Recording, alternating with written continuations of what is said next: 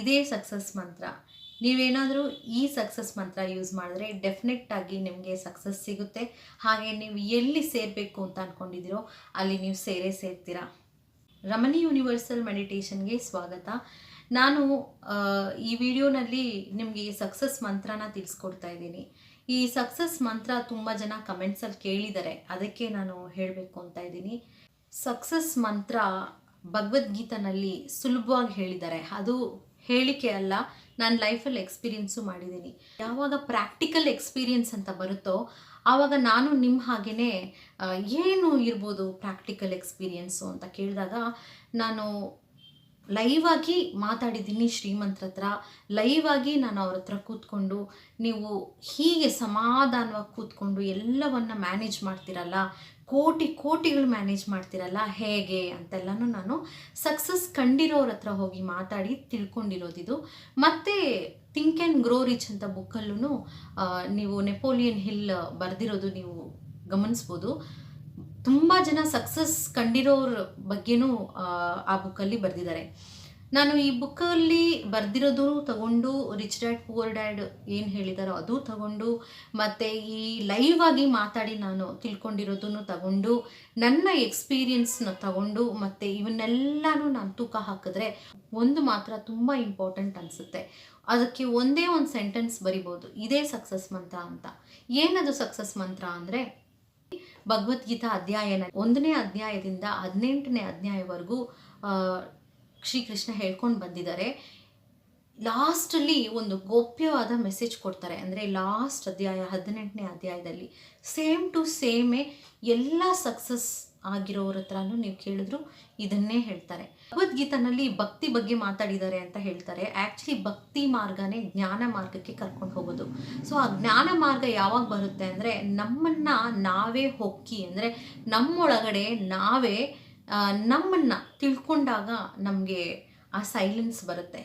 ಆವಾಗ ನಾವು ಒಂದು ಎಕ್ಸ್ಪೀರಿಯನ್ಸ್, ನಮ್ಮೊಳಗಡೆ ಒಂದು ಎಕ್ಸ್ಪೀರಿಯನ್ಸ್ ಬರುತ್ತೆ, ಅಂದರೆ ಶಾಂತಿ ಸಿಗುತ್ತೆ. ಇವಾಗ ನಾನು ಏನು ಮಾಡಬೇಕು ಅನ್ನೋದನ್ನು ನಿಮಗೆ ಒಂದು ಪ್ರಾಕ್ಟಿಕಲ್ ಆಗಿ ನಿಮಗೆ ತಿಳಿಬರುತ್ತೆ. ಅವ್ರು ಹೇಳಿದ್ರು ಇವ್ರು ಹೇಳಿದ್ರು ಅಂತ ಮಾಡೋದಲ್ಲ. ಇವಾಗ ಮಕ್ಕಳು ಸ್ಕೂಲ್ಗೆ ಹೋಗ್ತಾರಲ್ಲ, ನಾವು ಫೋರ್ಸ್ ಮಾಡಿ ಕಳಿಸ್ತೀವಿ. ನಾನು ಹೋಗಲ್ಲ, ನಂಗೆ ನಿದ್ದೆ ಬರ್ತಾ ಇದೆ ಅಂತ ಹೇಳ್ತಾ ಇರ್ತಾರೆ. ಆದರೂ ನಾವು ಫೋರ್ಸ್ ಮಾಡಿ, ಇಲ್ಲ ನಿನ್ನ ಕೆಲಸ ಅದು, ನಿನ್ನ ಡ್ಯೂಟಿ ಇದು, ಸ್ಕೂಲ್ಗೆ ಹೋಗಿ ಬರೋದು, ನೀನು ಸ್ಕೂಲ್ಗೆ ಹೋಗಿ ಓದೋದು ನಿನ್ನ ಕೆಲಸ ಅಂತ ನಾವು ಹೇಳಿರ್ತೀವಿ. ಹಾಗೆಯೇ ನಮಗೆ ಫೋರ್ಸ್ ಮಾಡ್ತಾ ಇರ್ತಾರೆ, ಪ್ರೆಷರ್ ಮಾಡ್ತಾ ಇರ್ತಾರೆ. ಬಟ್ ನಾವು ಒಂದು ಹಂತಕ್ಕೆ ಬಂದಾಗ ಯಾರೂ ನಮ್ಮನ್ನು ಪ್ರೆಷರ್ ಮಾಡಲ್ಲ. ಆವಾಗ ನಮಗೂ ಈ ಮೊಬೈಲ್ಸ್ ಬಂದು ಡಿಸ್ಟ್ರಾಕ್ಷನ್ ಆಗಿದೆ. ಸೊ ಮೊಬೈಲ್ ಸ್ಕ್ರೋಲ್ ಮಾಡ್ತಾ ಇದ್ದರೆ ಎಷ್ಟು ಗಂಟೆ ಹೋಯಿತು ಅಂತಲೇ ಗೊತ್ತಾಗಲ್ಲ. ಮತ್ತು ಹಾಗೆ ಸಕ್ಸಸ್ ಮಂತ್ರ ಏನು ಅಂತ ತಿಳ್ಕೊಬೇಕು ಅಂದರೆ ತುಂಬ ಸಿಂಪಲ್ಲು. ನಾವು ನಾಳೆ ಕೆಲಸಗಳನ್ನ ನಾವು ಬರೆದಿರ್ತೀವಿ. ನಾವು ಹೇಗೆ ಬರೆದಿರ್ತೀವಿ ಅಂದರೆ, ನಾವು ನಮಗೇನು ಇಷ್ಟ ಆಗಬೇಕು ಅಂತ ಅಂದ್ಕೊಂಡಿರ್ತೀವಿ. ನಾವು ಸಕ್ಸಸ್ ಅಂದರೆ ನಿಮಗೆ ಏನು, ಸಕ್ಸಸ್ ಅಂದರೆ ನನಗೆ ಏನು. ಸೊ ಪ್ರತಿಯೊಬ್ಬರಿಗೂ ಸಕ್ಸಸ್ ಡಿಫ್ರೆಂಟ್ ಆಗಿರುತ್ತೆ. ಫಸ್ಟ್ ಒಂದು ಪೇಪರ್ ತಗೊಳ್ಳಿ, ಬರೆದ್ಬಿಡಿ. ನೀವು ಸಕ್ಸಸ್ಸು ಏನು, ಸಕ್ಸಸ್ ಅಂದರೆ ನಿಮಗೆ, ನೀವು ಏನು ಪಡ್ಕೊಂಡ್ರೆ ನಿಮಗೆ ಸಕ್ಸಸ್ಸು, ಅದನ್ನು ಬರೆದಿಕ್ಬಿಡಿ. ಇವಾಗ ಆ ಸಕ್ಸಸ್ ಪಡಿಬೇಕಂದ್ರೆ, ಇವಾಗ ನೀವಿರೋ ಸಿಚುವೇಶನಿಂದ ಆ ಸಿಚುವೇಶನ್ಗೆ ಹೋಗ್ಬೇಕಂದ್ರೆ ನೀವೇನು ಮಾಡಬೇಕು.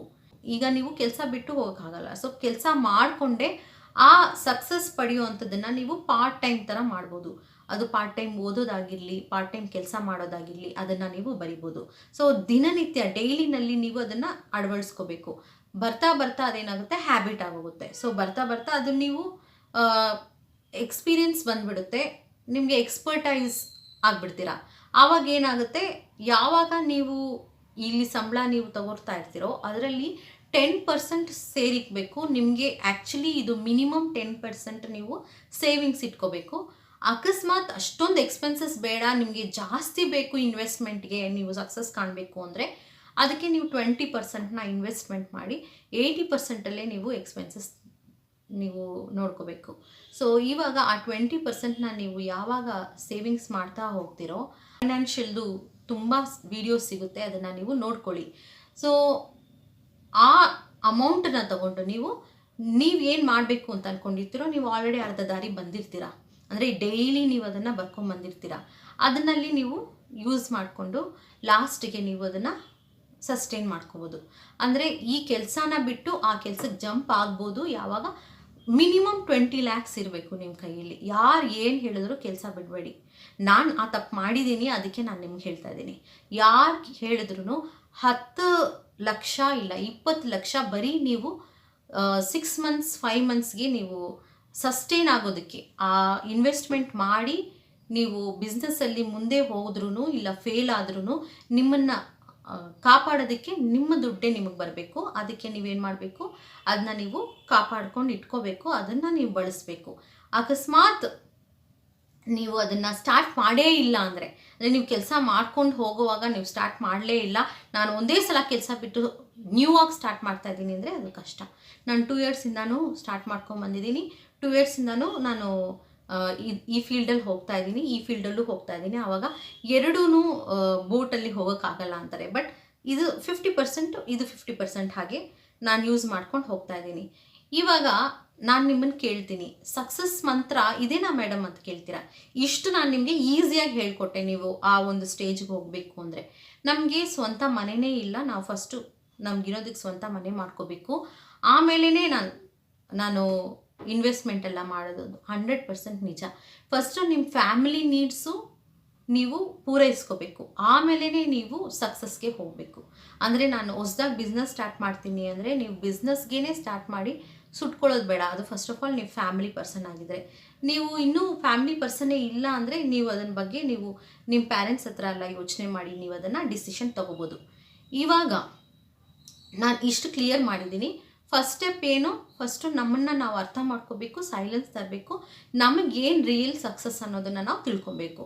ಸೆಕೆಂಡ್ ಏನು ನಾನು ಹೇಳಿದ್ದು, ನೀವು ಸಕ್ಸಸ್ನ ಬರೆದುಬಿಟ್ಟು ಅದರ ಪ್ರಕಾರವಾಗಿ ಸ್ಟಾರ್ಟ್ ಮಾಡಬೇಕು. ಆ ವರ್ಕ್ನ ನಾವು ಚಿಕ್ಕದಾಗಿ ಪಾರ್ಟ್ ಟೈಮ್ ಆಗಿ ವರ್ಕ್ನ ಸ್ಟಾರ್ಟ್ ಮಾಡಬೇಕು. ನೀವೇನು ಕೆಲಸ ಮಾಡ್ತಿರ್ತೀರೋ ಅದರಲ್ಲಿ ನೀವು ಸೇವಿಂಗ್ಸ್ ಮಾಡ್ಕೊಂಡು ಹೋಗಬೇಕು. ಅದು ನಂದಲ್ಲ ಅಂತ ಹೇಳಿ ಇಟ್ಲೇಬೇಕು, ಯಾಕಂದರೆ ಅದು ನಿಮ್ಮ ಸಕ್ಸಸ್ಗೆ ನೀವು ಅದಾಗಬೇಕು ಅನ್ನೋ ಆಸೆ ಇದ್ದರೆ ನೀವು ಅದಕ್ಕೋಸ್ಕರ ಆದರೂ ಇನ್ವೆಸ್ಟ್ಮೆಂಟ್ಗೆ ಬೇಕೇ ಬೇಕು.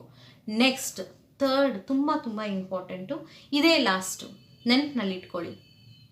ಇವತ್ತಿನ ಕೆಲಸ ಇವತ್ತೇ ಮುಗಿಸೋದು. ಅದು ಹೇಗೆ ಸಾಧ್ಯ ಮೇಡಮ್ ಅಂತ, ಇವತ್ತು ನೀವೇನು ಮಾಡ್ತಿರೋ ಅದೇ ನೀವು ನಾಳೆ ಆಗೋದು. ಅಂದರೆ ನಾನು ಆ ಸಕ್ಸಸ್ ಏನು ಪಡಿಬೇಕು ಅಂತ ನಾನು ಇವತ್ತು ಮಾಡ್ತೀನೋ ಅದೇ ಬೆಳ್ಕೊಂಡು ಹೋಗಿ ನೀವು ಎಕ್ಸ್ಪರ್ಟೈಸ್ ಆಗ್ತೀರಾ. ನೀವು ಈ ಕೆಲಸ ಬಿಟ್ಟು ಅವಾಗ ಆ ಕೆಲಸ ಮಾಡಿದಾಗ ನಿಮಗೆ ಡಿಫ್ರೆನ್ಷಿಯೇಟ್ ಆಗಲ್ಲ. ಇದನ್ನು ನೀವು ಮಾಡ್ಕೊಂಡೇ ಬರ್ತಾ ಇದ್ದೀರಾ ಆಲ್ರೆಡಿ. ಅದಕ್ಕೆ ನಿಮಗೆ ಅದನ್ನು ಇನ್ನೂ ಇಂಟ್ರೆಸ್ಟ್ ಇರುತ್ತೆ, ಬೇರೆ ನಿಮಗೆ ಇಷ್ಟ ಬೇರೆ ಇರುತ್ತೆ, ಅದು ನಿಮ್ಮದು ಮೇಯ್ನ್ ಟಾರ್ಗೆಟ್ ಬೇರೆ ಆಗಿರುತ್ತೆ. ಸೊ ಅದರಲ್ಲಿ ನೀವು ಸಕ್ಸಸ್ ಬೇಗ ಕಾಣ್ತೀರಾ. ಅದಕ್ಕೆ ಏನೂ ಇಲ್ಲ, ಭಗವದ್ಗೀತೆನಲ್ಲಿನೂ ನಾನು ಹೇಳ್ತೀನಿ, ಪ್ರತಿಯೊಬ್ಬರದು ನಾನು ತಿಳ್ಕೊಂಡು ಹೇಳ್ತಾ ಇದ್ದೀನಿ, ಶ್ರದ್ಧೆ. ಬೆಳಗ್ಗೆ ಎದ್ದಿದ ತಕ್ಷಣ ನೀವೇನು ಮಾಡಬೇಕು, ನಾನು ಈ ಕೆಲಸಗಳನ್ನ ನಾನು ಮುಗಿಸ್ತೀನಿ ಇವತ್ತು. ನೈಟ್ ಮಲ್ಗೋವಾಗ ಈ ಎಲ್ಲ ಕೆಲಸಗಳನ್ನ ನಾನು ಮುಗಿಸ್ದೆ, ಅಷ್ಟೇ. ನಿಜವಾಗ್ಲೂ ಅಷ್ಟೇ ಜೀವನ. ನೀವು ಬೆಳಗ್ಗೆ ನೀವು ಏನು ಕೆಲಸಗಳು ಬರೆದಿಟ್ಕೊಂಡಿರ್ತೀರೋ ಆ ಕೆಲಸಗಳನ್ನ ನೀವು ಮುಗಿಸಿರ್ಬೇಕು ನೀವು ಮಲಗೋದಕ್ಕಿಂತ ಮುಂಚೆ. ಅಕಸ್ಮಾತ್ ಮುಗಿಸಿಲ್ಲ ಅಂದರೆ ನಾಳೆ ಮುಗಿಸ್ಬಿಡಿ, ಆ ರೀತಿ ಅದನ್ನು ಫಾರ್ವರ್ಡ್ ಮಾಡ್ಕೊಳ್ಳಿ. ಬಟ್ ಸ್ಟಿಲ್ ನಿಮ್ಮ ಸಕ್ಸಸ್ಗೋಸ್ಕರ ನೀವು ಏನು ಬರೆದಿರ್ತೀರೋ ಅದನ್ನು ಮುಗಿಸೋದು ಅಷ್ಟೇ. ಡಿಸಿಪ್ಲಿನ್ ತುಂಬ ಮುಖ್ಯ ನಮ್ಮ ಒಂದು ಸಕ್ಸಸ್ ಕಾಣಬೇಕು ಅಂದರೆ. ಯಾಕಂದರೆ ಬೇರೆಯವರು ಖುಷಿ ಪಡೋದಿಲ್ಲ ಅಲ್ವಾ. ಸಕ್ಸಸ್ ಕಂಡ್ರೆ ಇವಾಗ ನನಗೇನೋ ಒಂದು ತಿನ್ನಬೇಕು ಅಂತ ಆಸೆ ಆಗುತ್ತೆ, ಇವಾಗ ನನಗೆ ಜಾಮೂನ್ ತಿನ್ನಬೇಕು ಅಂತ ಆಸೆ ಆಗುತ್ತೆ, ನಾನು ಜಾಮೂನ್ ತಿಂದ್ರೇ ನನಗೆ ಸಮಾಧಾನ. ಆ ಥರ ನನಗೆ ಸಮಾಧಾನ ಆಗೋದು ಏನಿದೆಯಲ್ಲ ಅದೇ ಸಕ್ಸಸ್ಸು. ಅತಿಯಾಗಿ ಖುಷಿ ಪಡೋದು, ಅತಿಯಾಗಿ ದುಃಖ ಪಡೋದು, ಅತಿಯಾಗಿ ನೋವು ಪಡೋದು, ಇದು ಎಲ್ಲನೂ ಸಕ್ಸಸ್ ಅಲ್ಲ. ಸಕ್ಸಸ್ ಬಂದ್ರೂ ನಮಗೆ ಅದು ಸಕ್ಸಸ್ ಅಂತ ತುಂಬ ಓವರ್ ಎಕ್ಸೈಟ್ಮೆಂಟಾಗಿ ನಾವು ಇರೋದಿಲ್ಲ, ಅದೇ ಸಕ್ಸಸ್. ಹೌದಲ್ಲ, ಸಕ್ಸಸ್ ಬಂದ್ಬಿಡ್ತಲ್ಲ ಅಂತ ಅನಿಸುತ್ತೆ, ಖುಷಿ ಅನಿಸುತ್ತೆ ಅಷ್ಟೇ. ಸಕ್ಸಸ್ ಇದೆ ಅಲ್ವಾ ನಾನು ಅಂದ್ಕೊಂಡಿದ್ದು. ಹಾಗಾದರೆ ನೆಕ್ಸ್ಟ್ ಏನು, ಯಾಕಂದರೆ ನಾವು ಡೈಲಿ ಬರಿತಾನೆ ಇರ್ತೀವಿ. ಲಾಸ್ಟ್ಗೇನು, ಒಬ್ರಿಗೆ ಹೆಲ್ಪ್ ಮಾಡಬೇಕು, ಲಾಸ್ಟಲ್ಲಿ ಇಷ್ಟು ಜನಕ್ಕೆ ಹೆಲ್ಪ್ ಮಾಡಿ ನಾವು ಸಾಯಬೇಕು, ನಾವು ಸತ್ತಾಗ ಇಷ್ಟು ಜನ ಇರಬೇಕು ಅಲ್ವಾ, ಇವರಿಂದ ನನಗೆ ಹೆಲ್ಪ್ ಆಯಿತು ಅಂತ ಅವ್ರು ತಿಳ್ಕೋಬೇಕು, ಅಷ್ಟೇ ಲಾಸ್ಟು. ಅದಕ್ಕಿಂತ ಸಕ್ಸಸ್ ಬೇರೆ ಯಾವುದೂ ಇರೋದಿಲ್ಲ. ಅಂದರೆ ಎಷ್ಟು ಜನಕ್ಕೆ ಹೆಲ್ಪ್ ಮಾಡಿದ್ದೀರಾ ಅನ್ನೋದೇ, ಎಷ್ಟು ಜನ ಪ್ರಾಬ್ಲಮ್ನ ನೀವು ಸಾಲ್ವ್ ಮಾಡಿದ್ದೀರಾ ಅನ್ನೋದೇ ಮೇಯ್ನ್ ಸಕ್ಸಸ್ಸು. ನೀವು ಶ್ರೀಮಂತಿಕೆ ಬರಲಿ ಏನೇ ಬರಲಿ, ನಿಮ್ಮನ್ನು ನೆನೆಸ್ಕೊಳ್ಳೋಕ್ಕೆ ಎಷ್ಟು ಜನ ಇದ್ದಾರೆ ನೀವು ತೀರ್ಕೊಂಡ್ಮೇಲೆ, ಅದೇ success, main success. So success ಮಂತ್ರ ಏನು, ಇವತ್ತು ನಾನು ಈ ಕೆಲಸಗಳನ್ನ ಕಂಪ್ಲೀಟ್ ಮಾಡ್ತೀನಿ, ನೈಟ್ ಮಲ್ಗೋದಕ್ಕಿಂತ ಮುಂಚೆ ನಾನು ಈ ಕೆಲಸಗಳನ್ನೆಲ್ಲ ಕಂಪ್ಲೀಟ್ ಮಾಡಿದ್ದೀನಿ ಅನ್ನೋ ಒಂದು ಸ್ಮೈಲಿಂದ ಮುಗಿಸ್ತೀರಲ್ಲ ಅದೇ ಸಕ್ಸಸ್. ಮತ್ತು ಥ್ಯಾಂಕ್ಸ್ ಹೇಳಬೇಕು. ಇವತ್ತೆಲ್ಲ ಮುಗಿಸಿದ್ದಕ್ಕೆ ನೀವು ನನಗೆ ಶಕ್ತಿ ಕೊಟ್ರಲ್ಲ ಯೂನಿವರ್ಸ್, ಅದಕ್ಕೆ ನಾನು ನಿಮಗೆ ಥ್ಯಾಂಕ್ಸ್ ಹೇಳ್ತೀನಿ ಅಂತ ಹೇಳಿ ಥ್ಯಾಂಕ್ಸ್ ಹೇಳಬೇಕು. ಇಷ್ಟೇ ಸಕ್ಸಸ್ ಮಂತ್ರ. ಈ ವಿಡಿಯೋ ಏನಾದರೂ ನಿಮಗೆ ಇಷ್ಟ ಆಗಿದರೆ ಪ್ಲೀಸ್ ಲೈಕ್ ಮಾಡಿ, ಯಾರಿಗಾದರೂ ಶೇರ್ ಮಾಡಬೇಕು ಅಂತ ಅನಿಸಿದ್ರೆ ಶೇರ್ ಮಾಡಿ. ಹಾಗೆ ನೀವು ನನ್ನ ಚಾನಲ್ಗೆ ಹೊಸಬ್ರಾಗಿದ್ದರೆ ಸಬ್ಸ್ಕ್ರೈಬ್ ಮಾಡೋದನ್ನು ಮರಿಬೇಡಿ. Thank you.